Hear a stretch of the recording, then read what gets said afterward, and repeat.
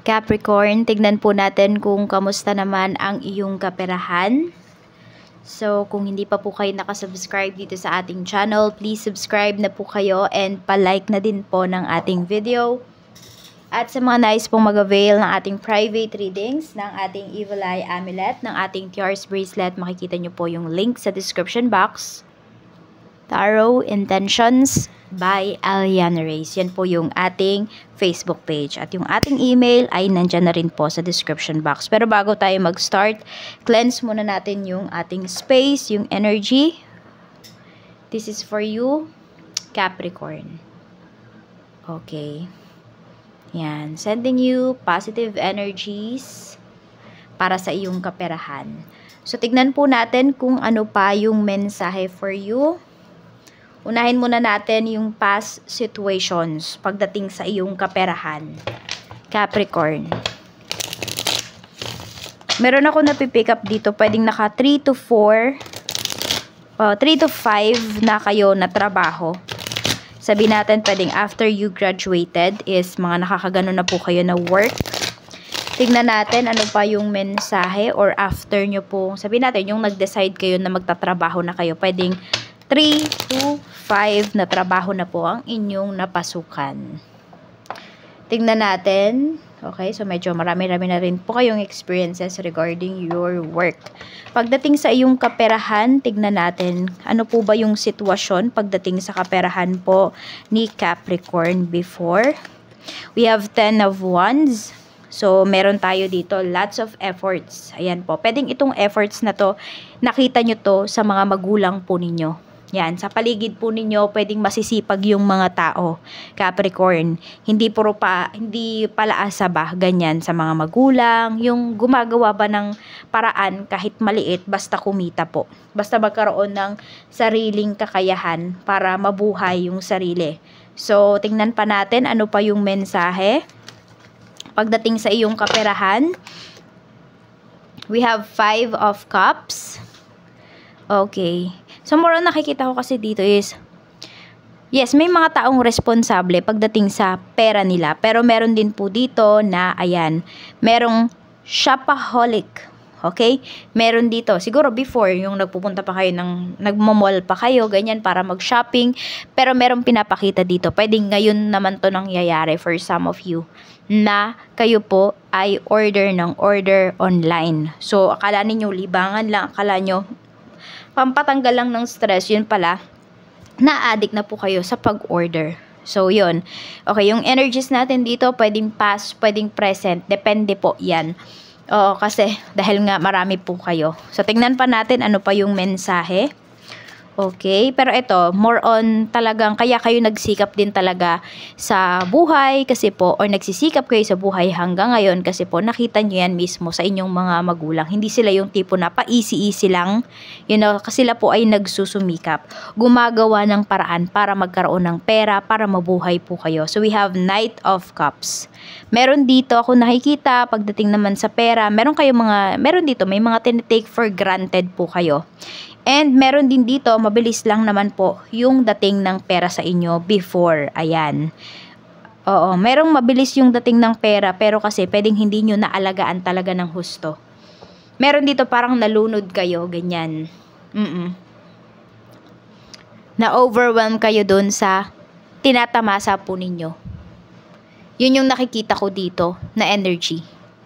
Tingnan pa po natin ano pa yung mensahe. Okay, issues naman regarding your money. Issue, weakness, tignan po natin. Regarding to sa past. We have Queen of Swords. May isang babaeng involved dito. We have 8 of Wands. Okay, na-persuade po kayo ng taong to. So, pwedeng yun yung weakness po ninyo. Pag may nagyaya sa inyo, kapag nasama po kayo, Capricorn, sumasama ka agad po kayo. Yan. Oo. Parang madali kayong i-persuade kapag may mga tao dito na nakikipag-close po sa inyo. Tapos nakikita ko rin dito for some of you, hindi lang pala shopping. Okay, yung shopping naman na to, pwedeng hindi naman yan yung mga damit eh. Pwede po ng mga gamit sa bahay. Ayan, pwede rin kung meron na kayong anak before, binibili nyo sila ng mga bagay na hindi naman nila kailangan. Pero tingin nyo kailangan nila. So, parang alam mo yun, kayo yung nagde-decide. Para lang ba maka-order kayo, para mag-justify lang po yung paggastos ninyo ng pera. So, ayan, meron ditong isang taong involved pagdating sa money mo or weakness mo to, yung taong to. Pwedeng pag nagsalita siya sa'yo, nagsabi siya sa'yo, hindi mo siya matanggihan. So, pwedeng yan ay parents mo, nanay mo, pwede rin naman po na yan ay kaibigan o kaya kapatid mo. Medyo may bad influence yung taong to sa'yo, okay? Siguro nai-inspire ka. Kasi nakikita ko sa taong to, traveler siya mahilig siyang mag-travel, so pwedeng na-inspire ka sa kanya. Okay, tingnan natin, ano ba yung weakness mo before pagdating sa pera. So, yun nga nakita ko, pwedeng madali kang ma-persuade. We have 10 of Pentacles. So, mapagbigay ka rin dito. Actually, Capricorn, hindi po kayo madamot. Yun nga lang, siguro may mga tao talaga na nag-take advantage po doon sa inyong kabaitan. Tingnan natin, kamusta ba ang kaperahan mo ngayon? We have 9 of Cups. Tignan natin, ano pa. We have wealth. Ayan, marami naman po sa inyo. Ayan o, mukhang hindi rin naman talaga kayo naghirap. Meron po dito, maaring naka-recover pa po kayo after this one. Or hanggang ngayon, pwede yung mga binibili ninyo, pwedeng mga limited edition pala. So, alam mo yun, may sense pala yung mga nabili ninyo before. Magagamit nyo pala siya, mapagkakakitaan nyo pa pala siya. So, meron po dito, dahil sa hilig po ninyo, pagdating sa kung ano-ano man, pwede po na nakapagtayo kayo ng pwedeng ng ukay-ukay, nagtayo kayo ng surplus, nagtayo kayo ng shop, yung mga ganon. So, meron din yung naituro sa inyo, yung pagiging gastador po ninyo noon. Okay, so may mabuti rin pala siyang idinulot. Hindi lang siya parang, siguro nakikita ng mga tao is luho mo lang yon, pero hindi pala. Yan. So, ayan po, maganda yung kaperahan mo dito. Happy naman po yung iba sa inyo. Sabi dito, keep up the great work. You are moving towards real wealth and prosperity. So, maaring yung nakikita ng mga tao sa iyo ngayon, yan yung assets mo. Okay, yan lang yung sabihin natin, yan yung, di ba, nasasabihan kanila na mayaman. Or feeling mayaman naman tong si feeling rich naman tong si Capricorn. Pero hindi nila alam kung ano talaga yung totoong yaman mo, kung ano ba yung mayroon ka. So, ayan, hindi mo naman kailangan niyang ipangalandakan sa kanila. So, pinapakita dito, happy po kayo sa inyong kaperahan. Tignan natin, ano pa yung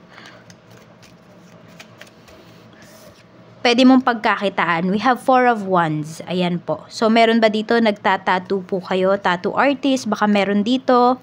Ano pa? Henna yung, ayan, may henna dito. Oh. Pwede rin more on, baka nagbe-bake yung iba sa inyo.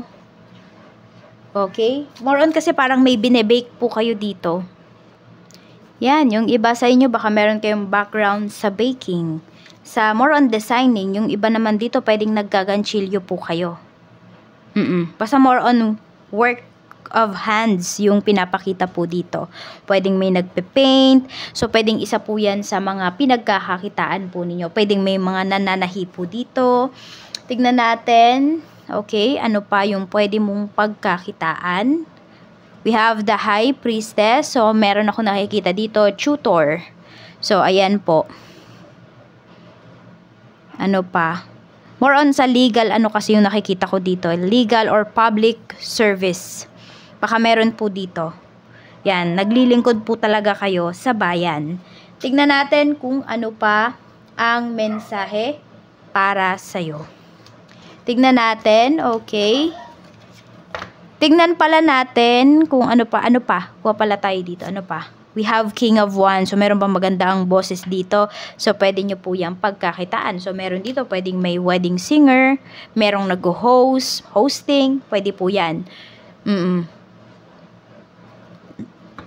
Hindi lang yan. Pwede kasi na through the internet din. Baka meron yung iba sa inyo, nagpa-podcast po kayo, nagla-live kayo.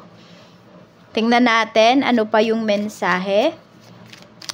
Okay, Spirit Guide. Pili ka pala, tignan natin kung saan ka ba talaga. Pang business ka ba or pang work? Kasi 'di ba? Minsan hindi naman natin lahat 'yan mai-handle. So, meron naman dito, trabaho kayo ng trabaho, di kayo umuunlad. Yun pala, sa business kayo. Meron naman dito, business ng business, hindi umuunlad. Lahat na lang ng ginawang business, pinag-aralan man o hindi, nalulugi. Tignan natin. So, pili ka number 1 or number 2. Tignan natin kung pang business ka ba or pang work. Number 1. Si number 2, pang business ba or pang work? Okay? Sa pumili ng number 1, we have Knight of Pentacles. Sinasabihan ka lang dito. Okay, wala siyang sinasabi na direct. Mas more on nakikita ko dito kung nasaan ka ngayon, huwag ka nang maghahanap pa. I mean, huwag ka nang lumipat pa. Kung ikaw ay nasa business na, magstay ka dyan sa business dahil dyan mo makikita yung hinahanap mo. Kung nasa work ka na, mas magsasucceed ka pa dyan. Mag-grow ka pa dyan sa trabaho mo pala, sa work mo. Si number 2, we have 6 of Wands, okay? So, marami naman dito, pinapakita dito, sinasabi po dito is sa work talaga. Yan, 6 of Wands. More on work and malayo ang trabaho po ito. Yes, pwedeng more on work abroad yung sinasabi dito. Yan po yung sagot sa inyo. Tingnan natin, okay? Ano ba yung strength mo pagdating sa iyong kaperahan? Tingnan natin, ano ba yung strength mo? Ano ang strength mo? We have 2 of Swords. So, yung iba po sa inyo, kaya nyong mag-multitask. Tsaka isa pa, marami talaga kayong pangarap, Capricorn. And nakikita ko kasi sa inyo dito, pag nangangarap kayo, hindi lang para sa pangarap ninyo sa sarili ninyo. Sinasama nyo po yung inyong pamilya. Kaya po yung iba sa inyo, blessed talaga kayo. Kasi hindi nyo sila kinakalimutan. Tignan natin sino ba yung mga taong dapat mong pagkatiwalaan. We have Death card. Meron tayo ditong Ace of Swords. At mayroon tayo ditong 7 of Pentacles. Okay. So, nakikita ko kasi dito, okay, sa ngayon, yung mga tao sa paligid mo, siguro wag mo muna sa kanilang i-share kung ano ba yung mga projects mo in the near future. Ano ba yung mga pinagkakakitaan mo, saan ka ba kumukuha ng pera. Hayaan mo lang silang mag-wonder kung ano ba, or mag-isip ba, mag-overthink. Saan mo ba kinukuha yung pera mo? May dapat ka bang pagkatiwalaan dito? Actually, nakikita ko dito, sarili mo lang ngayon. Kasi madami nang nag-betray sa'yo dito pagdating sa kaperahan. Some of you, parang you cannot take it anymore na if mayroon pa kayong pagkakatiwalaan dito tapos lolokohin lang din po kayo. Okay, tingnan natin. Sa family ba? We have Ace of Cups. Okay, kung magtitiwala ka na lang din naman daw sa family members mo na. Yun yung sinasabi sa iyo dito. Pero kung family members mo yung nag-traitor sa iyo dito, alam mo na, wala ka talagang pagkakatiwalaan. Kung hindi, sarili mo lamang, Capricorn. Kasi kung family mo nga, nagawa kang traitor rin, paano pa kaya yung ibang tao na wala namang care doon sa iyong mga papaguran, pinaghihirapan. Okay, kamusta ba ang trabaho mo noon? Tignan natin, kamusta ba ang trabaho ni Capricorn noon, Spirit Guide? Tingnan natin. We have Justice. So, yung iba nga po sa inyo, pwedeng sa, ano yan, sa public works, yung nakikita ko kasi dito. So, pwedeng sa government po kayo. Ayan. Sa government, nagtatrabaho yung iba sa inyo dati. Tingnan natin. We have the Moon. So, may confusion kasi. Pwedeng iba kasi po sa inyo, pwedeng hindi talaga yun yung gusto ninyo. Okay? Parang hindi talaga kayo dyan. Tignan natin, ano ba yung naging issue? 3 of Pentacles. Marami masyadong nangingialam. Ayan po. Marami masyadong nangingialam dito pagdating sa trabaho mo. Tapos, parang feeling mo, lagi kang nakatungtong sa numero. Ibig sabihin, lahat po ng kilos ninyo, bantay sarado talaga. So, parang sobrang higpit. Hindi ko alam kung nasaan kayo, saan bansa ba yan, saang trabaho, pero sobrang higpit po. Siguro yun yung isa sa mga inayawan mo pagdating dito sa trabaho.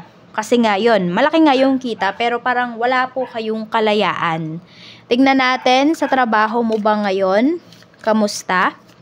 We have Page of Wands. Sa trabaho mo ngayon, marami po sa inyo nag-e-enjoy kayo. Or kung hindi man kayo pa nag-e-enjoy ngayon, is marami po kayong matututunan talaga dyan sa trabaho. Tingnan nyo, dyan talaga kayo mag-grow. Kaya kung may trabaho po kayo ngayon, alagaan po ninyo, mahalin po ninyo, i-appreciate ninyo yung kung nasaan kayo ngayon, kung ano ba yung nangyayari. We have 4 of Pentacles. Makakaipon po talaga kayo dyan. Ano naman yung issues?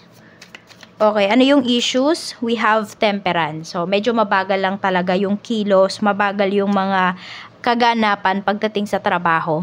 Siguro yun yung pinakaayaw mo, yung pinaghihintay ka, Capricorn. Pero marami niyan dito sa trabaho mo. Feeling VIP sila.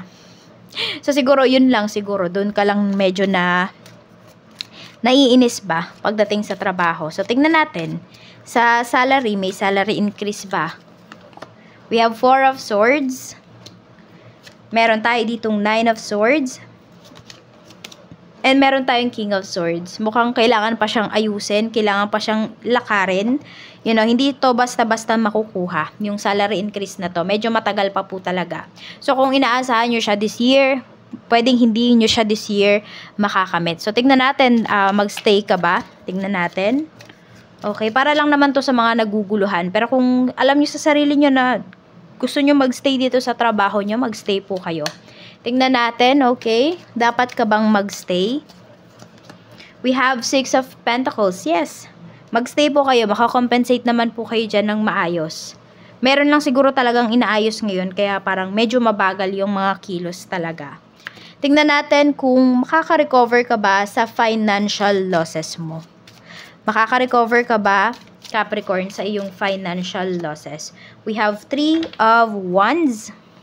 Yes na yes po. Some of you nga lang, pwedeng medyo matatagalan pa kayo bago makarecover. Yung fully talaga, yung masasabi na ninyo na hindi na kayo kakaba-kaba. 3 years. Pero pinakamadali naman is 3 weeks to 3 months for some of you po. Tignan natin, kaperahan, spirit guide, makaka-recover ba sa financial losses? We have new beginnings. Yes na yes talaga. So, clean nyo po yung plates ninyo. You will start a new job and life. Clean sweep over, hit the reset button. Kaya wag po kayong matakot na magsimula ulit. Wag kayong matakot na lumaban ng patas, Capricorn. Ayan po ang inyong mensahe. Tignan natin kung may loan po kayo, maa-approve ba? Tignan natin. Kung ikaw lang yung mag-isang maglo-loan, maa-approve kaya siya?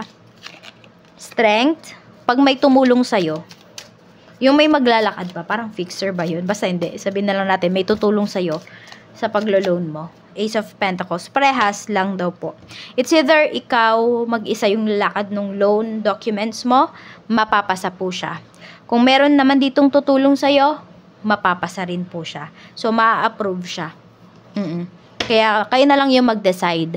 Kung may co-borrower ba kayo dito, ayan, baka kasi hindi lang to regarding sa pera, pwedeng regarding ito sa bahay din. You know, tignan natin sa Pinas ba o sa ibang bansa ka masuunlad. So, meron ng pinakita dito kanina, yung iba po sa inyo, sabi ko, di ba, malayo. Tignan natin, okay, pili ulit kayo, 1 or 2. Sa Pinas ba or sa ibang bansa ka uunlad? The Hierophant. Okay, yung iba po sa inyo, pwedeng dito po sa Pinas. Ayan, oh. The Hanged Man. Okay. Yung mga nagdadalawang isip dyan, sa ibang bansa po. Mas magiging, sabi natin, mas mag-grow po kayo doon. Mas gaganda po yung inyong buhay. Tingnan natin kung ano ba yung mga blessings na paparating pagdating sa iyong life. Mga blessings po na paparating, spirit guide, pagdating po sa life ni Capricorn. Kamusta naman po? Mga blessings na paparating. We have flying. So, yung iba nga sa inyo, kung meron na kayong nilalakad or nagbabalak po kayong mga ibang bansa, this is the sign na kayo po ay makakarating doon sa bansang tina-target po ninyo. We have animal. So, pwedeng meron po dito. Parang lagi kayong nililigtas ng animal na ito. Kung meron kayong pets, ayan po. Meron din akong nakikita dito na pwede po na may magregalo sa inyo. So, tanggapin nyo pag may nagregalo sa inyo ng pets. Could be bird, cat, or dogs man yan. Accept po ninyo kasi blessings yan. We have fire. So, yung creativity nyo din po, mas may inspire po kayo nitong mga susunod na mga araw, na buwan, na taon pagdating sa inyong buhay, pagdating sa kung ano man yung mga goals ninyo. Yung parang hindi kayo nauubusan ng lakas. Yung tipong mga tao na lang din sa paligid nyo yung nagsasabi, itong si Capricorn parang walang pinoproblema. Parang ang dali lang sa kanyang dalhin ng mga bagay-bagay. So, tingnan natin ano pa yung mensahe. Okay? Tingnan natin. Spirit guide.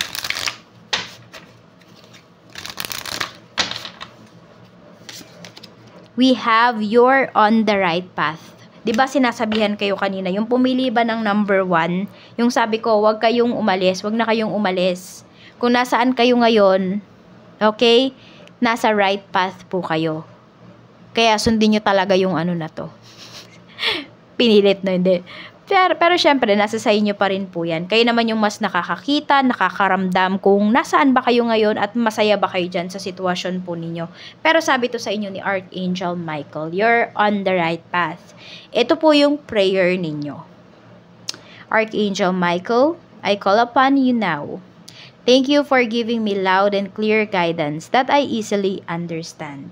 Thank you for motivating me and filling me with courage and confidence to make helpful life changes. Ayan po, nasa tamang path po talaga kayo. And yung mga, sabihin natin, yung mga napapanood nyo na readings, pwedeng mababaw lang, pero siksik. Kaysa naman sobrang laliman ko na hindi ninyo maintindihan. Kaya, yun, 'di ba? Huwag natin masyadong pahirapan yung ating mga sarili. Minsan nga, 'di ba, kahit sobrang babaw na nung reading, hindi pa rin nakaka-resonate yung karamihan sa inyo. So pag ganun po, try nyong tingnan yung inyong sun, moon, rising, and Venus sign. Kasi pagdating sa kaperahan, pwedeng mas maka-resonate kayo sa Venus sign ninyo, pwede rin sa Jupiter sign. So mas maganda talaga kung alam po ninyo yung inyong natal chart. So ayan po ang mensahe para sa inyo. Capricorn, maraming salamat po sa walang sawang pagsuporta ninyo dito sa aking channel. Mag-iingat kayo always and more blessings to come.